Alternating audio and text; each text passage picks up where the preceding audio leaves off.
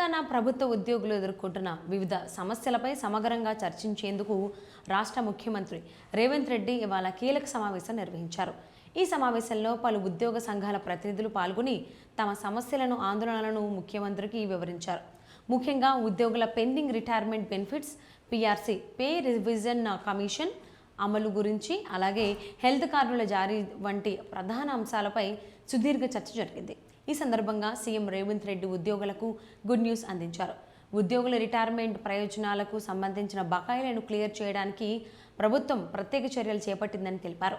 వచ్చే 100 రోజుల్లోనే దాదాపు 6,000 కోట్లు విడుదల చేసి రిటైర్డ్ ఉద్యోగులకు రావాల్సిన బకాయిలను పూర్తిగా చెల్లిస్తామని హామీ ఇచ్చారు. దీనివల్ల చాలా కాలంగా ఎదురుచూస్తున్న రిటైర్డ్ ఉద్యోగులకు పెద్ద ఊరట లభించనుంది. ఇక పీఆర్సీ విషయంపై కూడా ముఖ్యమంత్రి కీలక నిర్ణయం ప్రకటించారు. పీఆర్సీపై ఇప్పటికే పనిచేస్తున్న అధికారుల కమిటీని త్వరితగతిన నివేదిక సమర్పించాలని ఆదేశించారు. ఆ నివేదిక ఆధారంగా ఉద్యోగుల వేతనాల సవరణపై ప్రభుత్వం తగిన నిర్ణయం తీసుకుంటుందని స్పష్టం చేశారు. దీంతో పీఆర్సీ అమలుపై అనిశ్చితిలో ఉన్న ఉద్యోగులకు కొంత స్పష్టత వచ్చింది. అలాగే ఉద్యోగుల ఆరోగ్య భద్రతకు ప్రాధాన్యత ఇస్తూ జూన్ 1లోగా అన్ని ప్రభుత్వ ఉద్యోగులకు హెల్త్ కార్డులు జారీ చేస్తామని సీఎం హామీ ఇచ్చారు. ఈ హెల్త్ కార్డుల ద్వారా ఉద్యోగులు మెరుగైన వైద్య సేవలు పొందే అవకాశం ఉందని చెప్తున్నారు. ఇదిలా ఉండగా ఉద్యోగ సమస్యలను నిరంతరం పరిశీలించేందుకు ఒక వ్యవస్థను కూడా ఏర్పాటు చేయాలని నిర్ణయించారు.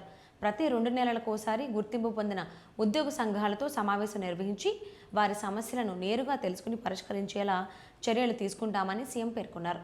ఉద్యోగ సంఘాలు కూడా సమావేశమై తమ సమస్యలపై నివేదిక తయారు చేసి ప్రభుత్వానికి అందించాలని సూచించారు. ఈ సందర్భంగా ప్రభుత్వం ఉద్యోగుల పట్ల సానుకూల దృక్పథంతో పనిచేస్తుందని, వారి సంక్షేమం కోసం కట్టుబడి ఉందని సీఎం రేవంత్ రెడ్డి భరోసా ఇచ్చారు. ఇది ఉద్యోగులకు అనుకూలమైన ప్రభుత్వం, మీ సమస్యలను పరిష్కరించడం మా బాధ్యత అని ఆయన పేర్కొన్నారు.